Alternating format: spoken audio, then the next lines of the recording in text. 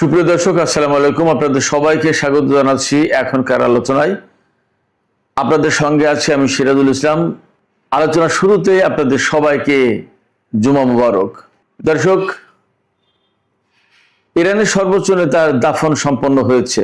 প্রশ্ন হচ্ছে, এখন কি করবে ইরান? যুদ্ধ কি প্রচন্ড গতি পাবে? অর্থাৎ আমেরিকার বিরুদ্ধে কি ইরান সর্বাত্মক যুদ্ধ শুরু করবে, নাকি আবার কূটনীতির পথে ফিরবে? সর্বোচ্চ নেতার দাফন অনুষ্ঠানে কিন্তু ব্যাপকভাবে স্লোগান হয়েছে তেহরানে, কোমে, নাজাফে, কারবালায়, মাসাদের সব জায়গায় যে এই হত্যার বিচার চাই। তাহলে ইরান কি করবে? এপাশে মার্কিন প্রেসিডেন্ট ডোনাল্ড ট্রাম্পকে নাকি ইরান হত্যার পরিকল্পনা করেছিল, এই তথ্য নেতানিয়াহু ডোনাল্ড ট্রাম্পকে জানিয়েছেন। প্রশ্ন হচ্ছে, এই তথ্য কি সঠিক, নাকি ডোনাল্ড ট্রাম্পকে যুদ্ধের ভেতরে টেনে আনার কৌশল? খবরটি কিন্তু দিয়েছে মার্কিন প্রভাবশালী পত্রিকা ওয়াল স্ট্রিট জার্নাল। এপাশে গত রাতেই মার্কিন প্রেসিডেন্ট ডোনাল্ড ট্রাম্প নেতানিয়াহুকে সামগ্রিক পরিস্থিতিতে ব্রিফ করেছেন। হয়তো ইরান পরিস্থিতি নিয়ে ব্রিফ করেছেন। তুরস্কের কাছে F-35 বিমান বিক্রি করবে আমেরিকা, সেই বিষয়ে। আমেরিকা নিজের বিমান বিক্রি করবে, তারপরেও ডোনাল্ড ট্রাম্প নেতানিয়াহুকে ব্রিফ করছেন। তাহলে প্রশ্ন আসছে, আসল বস কে, ট্রাম্প নাকি নেতানিয়াহু? আরো একটি গুরুত্বপূর্ণ বিষয় নিয়ে এই ভিডিওতে আলোচনা করব। সেটি হচ্ছে, বাহরাইন এবং কুয়েত নাকি আমেরিকার সাথে জোট বেঁধে ইরানের উপর হামলা চালিয়েছিল। গত 2 দিন যে হামলা হলো, তাতে কুয়েত এবং বাহরাইন নাকি যুক্ত হয়েছে। প্রশ্ন আসছে, তাহলে কি উপসাগরীয় অঞ্চলের হিসাব নিকাশ বদলে যাচ্ছে? আমরা দেখেছি এপাশে গত রাতে ইরানের বিরুদ্ধে আমেরিকা কিন্তু কোনো হামলা চালায়নি, সঙ্গত কারণে ইরানও হামলা চালায়নি। শোনা যাচ্ছে দুই পক্ষ নাকি আবার কূটনীতির ট্র্যাকে ফিরে এসেছে। তাহলে প্রশ্ন হচ্ছে, মাঝে মাঝে কেন এই হামলা পাল্টা হামলার ঘটনা ঘটছে? চুক্তির ভিতরে আসলে কোনো সমস্যা আছে কিনা? একই সাথে আরেকটি বিষয় আজকে ভিডিওতে আলোচনা করব। সে বিষয়টি হচ্ছে, ডোনাল্ড ট্রাম্পকে আমরা মাঝে মাঝেই দেখছি ইরানের বিরুদ্ধে হামলা চালাতে, কখনো দেখছি হামলা বন্ধ করতে, কখনো চুক্তির কথা বলছেন, কখনো শান্তির কথা বলছেন, কখনো ইরানি নেতাদেরকে প্রশংসা করছেন, আবার তিনি যুদ্ধ শুরু করছেন, আবার তিনি কূটনৈতিক আলোচনা ভেঙে দিচ্ছেন, আবার তিনি গালিগালাজ করছেন ইরানি নেতাদেরকে। এই যে একটা আওলা ঝাওলা অবস্থা, এই আওলা ঝাওলা পদ্ধতির যুদ্ধ করার কারণ কি? কেন তার কোনো সুনির্দিষ্ট স্ট্র্যাটেজি নেই? একই সাথে আমরা সর্বশেষ পর্যায়ে যে বিষয়টি নিয়ে আলোচনা করব, হরমুজ প্রণালীর এই ক্রিটিক্যাল সিচুয়েশনে তেলের বাজার কিন্তু আবার মারাত্মকভাবে অস্থির হয়ে পড়েছে। তাহলে আমাদের অর্থনীতির ভবিষ্যৎটা যাচ্ছে কোথায়?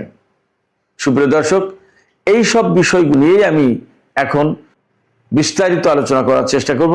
আশা করি আলোচনাগুলো খুব ভালো লাগবে, আর শেষ পর্যন্ত আপনারা সঙ্গেই থাকবেন।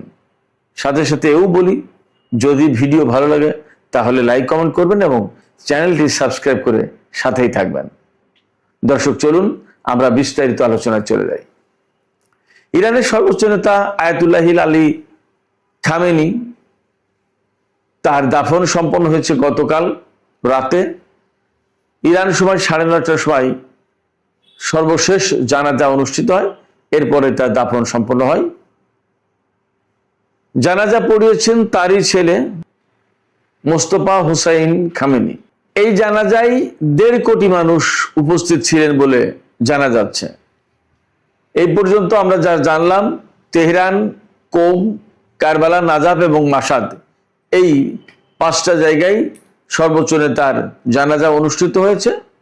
এবং এই সব জানাজায়, শোক মিছিলে, শ্রদ্ধা জানানোর অনুষ্ঠানে মোট 4.5 কোটি মানুষ উপস্থিত ছিল, দেশ বিদেশ এবং ইরাকের মানুষ।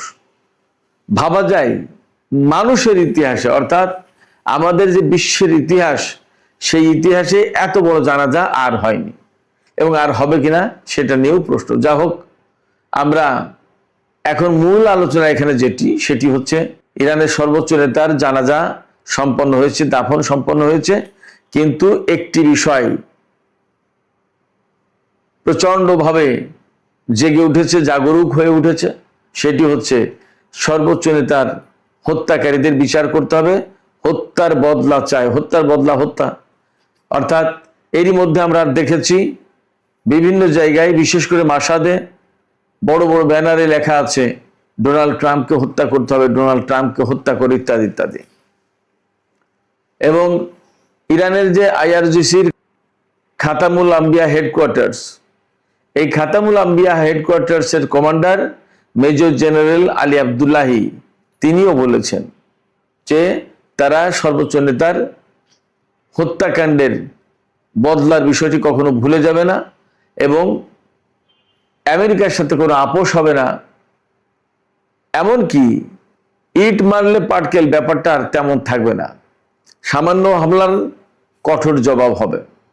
তার মানে ইরান একেবারে পরিপূর্ণভাবে প্রস্তুত। এই জায়গায় প্রশ্ন আসছে, আসলে কি ইরান সর্বোচ্চ নেতার এই হত্যার প্রতিশোধ নেবে? নিলে কিভাবে নেবে? ইরান কি গোপনে ট্রাম্পকে হত্যার কোনো পরিকল্পনা সাজাবে, নাকি যুদ্ধের ভেতর দিয়েই কোনো না কোনোভাবে এই হত্যার প্রতিশোধ নেবে? এই অনেক বড় প্রশ্ন, অনেক প্রশ্ন। এই সমস্ত প্রশ্নের আসলে আমাদের কাছে কোনো জবাব নেই। হয়তো ভবিষ্যৎ বলে দেবে, সময় বলে দেবে কি হচ্ছে, কি হবে, কি হলো।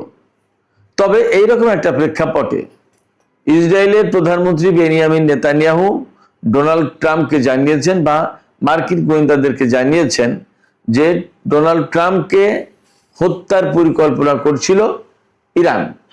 কখন?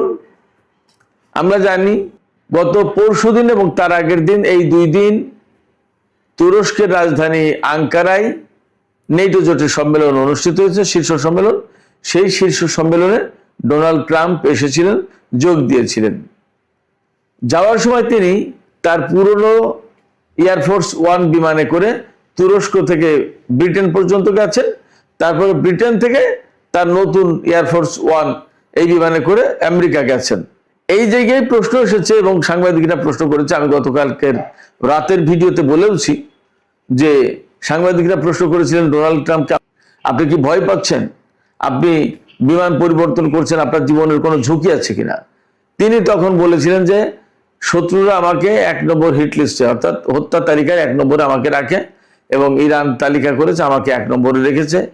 তিনি বলেছেন যে আমি এই সমস্ত কেয়ার করি না, বাট তিনি বিমান কিন্তু পরিবর্তন করেছেন এবং মার্কিন গোয়েন্দারা নাকি তাকে পরিবর্তন করতে বাধ্য করেছে যে এই বিমানে যাওয়া যাবে না, পুরনো বিমানে যেতে হবে। এটা নিয়ে প্রশ্ন আছে, তাহলে নেতানিয়াহুর এই তথ্য সত্য, নাকি ডোনাল্ড ট্রাম্পকে এই রকমের ভয় ভীতি দেখিয়ে বা ইরানের বিরুদ্ধে উস্কানি দিয়ে ডোনাল্ড ট্রাম্পকে আবার যুদ্ধের ময়দানে টেনে আনতে চান নেতানিয়াহু? সে প্রশ্ন কিন্তু আসছে। যদিও ওয়াল স্ট্রিট খবর দিচ্ছে সেক্ষেত্রে যথেষ্ট গ্রহণযোগ্য সূত্র বা বড় সূত্র, কিন্তু আসলে এর পেছনের কথা, পেছনের গল্পটা কি? নেতানিয়াহু ডোনাল্ড ট্রাম্পকে অ্যাকুরেট তথ্য দিলেন, নাকি ডোনাল্ড ট্রাম্পকে খেপিয়ে দিলেন ইরানের বিরুদ্ধে আরো হামলা চালানোর জন্য? আমরা কিন্তু গত 2 রাতে ব্যাপক হামলা চালাতে দেখেছি ইরানের উপরে। ইরানও যদিও তার পাল্টা জবাব দিয়েছে। তাহলে এই জায়গায় এই প্রশ্ন খুব একটা অযৌক্তিক নয় যে নেতানিয়াহু আসল তথ্য দিয়েছে, প্রকৃত তথ্য দিয়েছে, নাকি ডোনাল্ড ট্রাম্পকে খেপিয়ে ইরানের বিরুদ্ধে নতুন করে যুদ্ধের উস্কানি দিচ্ছেন। এর পাশে গত রাতে কিন্তু আমেরিকা এবং ইরানের মধ্যে কোনো হামলা, পাল্টা হামলার ঘটনা ঘটেনি। তাহলে তার মানে দাঁড়াচ্ছে যুদ্ধ আপাতত স্থগিত, যুদ্ধ আপাতত বন্ধ। প্রশ্ন হচ্ছে ডোনাল্ড ট্রাম্প মাঝে মাঝে কেন হঠাৎ করে ইরানের উপরে বড় রকমের হামলা চালায়, ইরান পাল্টা জবাব দেয়, আবার আমেরিকা থেমে যায়, আবার কূটনীতির পথে হাঁটে। এর আগেও আমরা দেখেছি গত বছরের জুন মাসে যে যুদ্ধ হয়েছিল 12 দিনের, সেই যুদ্ধে আমেরিকা হঠাৎ করে ইরানের বিরুদ্ধে যুদ্ধে জড়িয়ে গেল। 1-2 দিন পরে বলল যুদ্ধবিরতি, যুদ্ধবিরতি, শান্তি শান্তি, একদম যুদ্ধবিরতি, এবং তিনি এই যুদ্ধ থেকে বেরিয়ে গেলেন এবং ব্লাফ মারলেন কি ইরান এবং ইসরায়েল 2 পক্ষই নাকি কান্নাকাটি করছে ডোনাল্ড ট্রাম্পের কাছে, আমরা যুদ্ধবিরতি চাই। যা হোক, তখন তো ইরান যুদ্ধবিরতি দিতে রাজি হয়নি, পরে এক পর্যায়ে রাজি হলো। আবার এই বছরে যে 40 দিনের যুদ্ধ হলো 28শে ফেব্রুয়ারি থেকে শুরু করে 7ই এপ্রিল পর্যন্ত, এই যে 40 দিনের যে যুদ্ধ গেল, এই যুদ্ধে ইরান কিন্তু কোনো মতেই বিরতি দিতে চায়নি, যুদ্ধবিরতি করতে চায়নি, কোনো চুক্তিতে যেতে চায়নি। আমেরিকা, বিশেষ করে মার্কিন প্রেসিডেন্ট ডোনাল্ড ট্রাম্প জোর জবরদস্তি করে, উন্নয় বিনয় করে বিভিন্ন দেশকে লাগিয়ে ইরানকে যুদ্ধবিরতিতে রাজি করিয়েছে। সেই যুদ্ধবিরতিতে রাজি করার পরই 2 দিন পরেই ইরানের উপরে নৌ অবরোধ দিয়ে রাখলো। আবার মাঝে মাঝে হামলা চালালো, ইরানও জবাব দিল। আবার কূটনীতির আলোচনা চলতে থাকলো, পাকিস্তান, কাতার, তুরস্ক বিভিন্ন দেশ মধ্যস্থতা করলো, আলোচনা করলো, বিভিন্ন রকমের তৎপরতা চালালো যাতে শান্তি চুক্তিটা হয়। নানান রকমের দেন দরবার, বহু কষ্ট ক্লেশের ভেতর দিয়ে পাকিস্তান এবং কাতার, ইরান আর আমেরিকাকে এই 14 দফা সমঝোতা স্মারকে সই করালো। তাদের ভেতরে একটা শান্তি পরিস্থিতি ফিরিয়ে আনলো এবং এই 14 দফা সমঝোতার পরে চূড়ান্ত চুক্তি হওয়ার কথা ছিল পরবর্তী আলোচনা শেষে।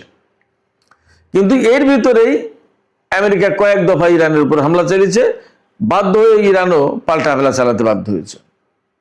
এই পরিস্থিতিতে আমরা দেখতেই পাচ্ছি আমেরিকা একবার ইরানের উপর হামলা চালাচ্ছে, আবার চলে যাচ্ছে, আবার পিছিয়ে যাচ্ছে, আবার আলোচনা আসছে, আবার চুক্তির কথা বলছে, একবার ইরানের নেতাদের প্রশংসা করছে, আবার গালিগালাজ করছে। কেন এই অবস্থা ডোনাল্ড ট্রাম্পের? এটা কি তার মানসিক সমস্যা, তার বয়সজনিত কারণে, বার্ধক্যজনিত কারণে কোনো সমস্যা, ভুলে যায়, আবার হঠাৎ হঠাৎ যা মনে পড়ে তাই করেন? নাকি তার পেছনে এমন কোনো শক্তি আছে যার কথায় তিনি ওঠেন বসেন এবং যা বলেন তিনি তাই করেন? নাকি তিনি যখন মনে করেন যে এখন হামলা চালিয়ে ইরানকে একটু বেকায়দায় ফেলা উচিত, তখন তিনি তাই করেন, যখন হামলা চালাতে গিয়ে দেখেন যে ইরান ব্যাপকভাবে প্রতিরোধ শুরু করেছে, তখন তিনি তাড়াতাড়ি আবার হামলা বন্ধ করেন এবং শান্তি যুদ্ধবিরতি করেন? আসলে কোনটা? সমস্যাটা কোথায়? নাকি এই যে 14 দফা সমঝোতা হয়েছে তার ভিতরে সমস্যা? ইরান তো বারবারই সেই শুরু থেকে বলে আসছে যে আমাদের কথাই হরমুজ প্রণালী চলবে, এখানে 60 দিন পর্যন্ত আমরা কোনো টোল বা ফি নেব না, কিন্তু এই প্রণালীতে জাহাজ কখন কোনভাবে কিভাবে চলবে, কারা যাবে কারা যেতে পারবে না, সমস্ত সবকিছু কন্ট্রোল করবে ইরান। এবং সেইগুলো মেনে নিয়েই তো নিশ্চয়ই চুক্তি হয়েছে। তাহলে এখন কেন ইরানের এই কন্ট্রোল মানতে সমস্যা আমেরিকার? আসলে চুক্তির ভিতরে কোনো সমস্যা আছে কিনা? যদি থাকে তাহলে মধ্যস্থতাকারীদের বা আমেরিকার পক্ষ থেকে পরিষ্কার করে বলা উচিত যে তোমার এই কথা আমরা মানি না। তুমি যদি বলো যে ইরান তোমরা নিজেরা হরমুজ প্রণালী কন্ট্রোল করবে, তাহলে তোমাদের সাথে আমাদের চুক্তি হবে না, এটা বললে হয়ে যায়। তারপরে হয় যুদ্ধ, না হলে চুপ। কিন্তু একবার শান্তি আলোচনা, একবার যুদ্ধ, একবার আবার শান্তি, একবার যুদ্ধবিরতি, এগুলো কি? সুনির্দিষ্ট কোনো পরিকল্পনা একজন মার্কিন প্রেসিডেন্টের নেই। এর কারণ কি? মার্কিন প্রশাসন তাহলে আসলে কি প্রচন্ডভাবে দুর্বল হয়ে গেছে কিনা? কারণ একজন প্রেসিডেন্ট একটা দেশের বিরুদ্ধে যুদ্ধ করতে আসছে এবং যথেষ্ট শক্তিশালী সেই দেশ, আর তার বিরুদ্ধে যুদ্ধ করতে আসছে, কিন্তু তার সামনে কোনো পরিকল্পনা নেই, তার যুদ্ধমন্ত্রীর কোনো পরিকল্পনা নেই, পররাষ্ট্রমন্ত্রীর কোনো পরিকল্পনা নেই, ভাইস প্রেসিডেন্টের পরিকল্পনা নেই। এ কেমন কথা? নাকি তিনি কারোর কোনো পরিকল্পনা শোনেন না, জানেন না, মানেন না, কারোর সাথে কোনো আলোচনাও করেন না, তিনি যা বোঝেন তাই করেন? সমস্যাটা কোথায়? এগুলো ফাইন্ড আউট করা দরকার। বিশেষ করে যারা মধ্যস্থতা করছে তাদের এই প্রশ্ন তোলা দরকার যে যুদ্ধবিরতি চুক্তি হওয়ার পরে কি করে আমেরিকা ইরানের উপর হামলা চালায় এবং হামলা চালাবে কেন? তাহলে এই আলোচনায় ফেরার কি মানে আছে? ডোনাল্ড ট্রাম্প যখন এরকম ইরানের উপর হামলা চালাচ্ছে, তখন কিন্তু একটা খবর এসছে, খুব গুরুত্বপূর্ণ খবর, যে কুয়েত এবং বাহরাইন ইরানের বিরুদ্ধে যুদ্ধে যুক্ত হয়েছিল গত 2 রাত যে হামলা হয়েছে সেই হামলায়। এখানে কিন্তু খুব গুরুতর প্রশ্ন আসছে এই যে তাহলে বাহরাইন এবং কুয়েত আমেরিকার হয়ে যদি যুদ্ধ করে, মধ্যপ্রাচ্যের পরিস্থিতি কি তাহলে পাল্টে গেল, বদলে গেল হিসাব বিকাশ? যেখানে আমরা ধারণা করছিলাম যে আমেরিকা, ইরান এবং ইসরায়েলের ভেতরে যে যুদ্ধ হচ্ছে, সেই জায়গায় আরব দেশগুলো চুপ ছিল। এখন আরব দেশগুলো যদি টুকটাক করে ইরানের বিরুদ্ধে যুদ্ধে জড়িয়ে পড়ে যুক্ত হয়, তাহলে তো বলতেই হবে পরিস্থিতি বদলে যাচ্ছে। কোন উপসাগরীয় আরব দেশ ইরানের বিরুদ্ধে সরাসরি যুদ্ধে জড়িয়ে যাচ্ছে, যুদ্ধ করছে। তাহলে ইরানও তো এই সমস্ত দেশের বিরুদ্ধে যুদ্ধ শুরু করবে, তাহলে পরিস্থিতি পাল্টে যাবে। আঞ্চলিক বড় রকমের কোনো যুদ্ধ শুরু হবে কিনা? এবং এই যে আরব দেশগুলো কুয়েত, বাহরাইন, এই সমস্ত দেশ কোন হিসাব নিকাশে ইরানের সাথে যুদ্ধে যাচ্ছে, যেখানে আঞ্চলিক এবং প্রতিবেশী দেশ তার সাথে যুদ্ধে যাচ্ছে আমেরিকার হয়ে। অথচ এই মুহূর্তে এইরকম প্রশ্ন কিন্তু আছে, আমেরিকা মধ্যপ্রাচ্যে টিকে থাকতে পারবে কিনা। ইরানের পক্ষ থেকে ব্যাপক চাপ সৃষ্টি করা হচ্ছে, সামরিক এবং রাজনৈতিক, কূটনৈতিক সব দিক দিয়ে। মাঝখানে রিপোর্টও বের হয়েছে যে মধ্যপ্রাচ্যের কোনো কোনো ঘাঁটি থেকে সেনা সরিয়ে নেওয়ার পরিকল্পনা করছে। সেই সময় কেন বাহরাইন এবং কুয়েত ইরানের সাথে সংঘাতে যুক্ত হতে যাচ্ছে? এর পরিণতি আসলে কি হবে? সুপ্রিয় দর্শক, সর্বশেষ যে বিষয়টি নিয়ে আলোচনা করতে চাই সেটি হচ্ছে ইরান এবং আমেরিকার মধ্যকার এই যে দ্বন্দ্ব সংঘাত, এই দ্বন্দ্ব সংঘাতের কারণে তেলের বাজার কিন্তু আবার অস্থির হয়ে উঠেছে। কারণ হরমুজ প্রণালী দিয়ে জাহাজ চলাচল, তেল এবং গ্যাস নিয়ে যে জাহাজ চলাচল করে, সেই জাহাজ চলাচল প্রায় বন্ধের কাছাকাছি, দুই একটা জাহাজ যেতে পারছে। শুধু তাই না, এরই ভিতরে খবর এসেছে আমেরিকার যে স্ট্র্যাটেজিক রিজার্ভ, তেলের যে কৌশলগত রিজার্ভ, এই রিজার্ভ ফুরিয়ে আসার কাছাকাছি, একেবারে খুব কাছাকাছি। এই সময় ডোনাল্ড ট্রাম্প যখন খবর পেয়েছেন যে তেলের রিজার্ভ খুব কাছাকাছি, তখন কিন্তু নতুন করে আবার হামলা বন্ধ করেছেন। আবার যখন একটু রিজার্ভ বাড়াতে পারবেন, তখন হয়তো আবার ইরানের বিরুদ্ধে যুদ্ধ শুরু করবেন। তার মানে দাঁড়াচ্ছে ডোনাল্ড ট্রাম্পের খেয়াল খুশি, ইচ্ছা অনিচ্ছার উপরে এই বিশ্ববাসী এখন নির্ভর করতে বাধ্য হচ্ছে।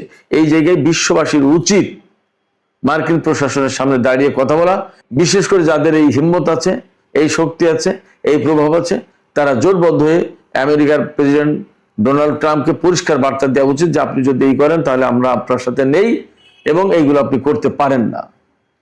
সুপ্রিয় দর্শক, এখনকার আলোচনা এখানেই শেষ করতে চাই।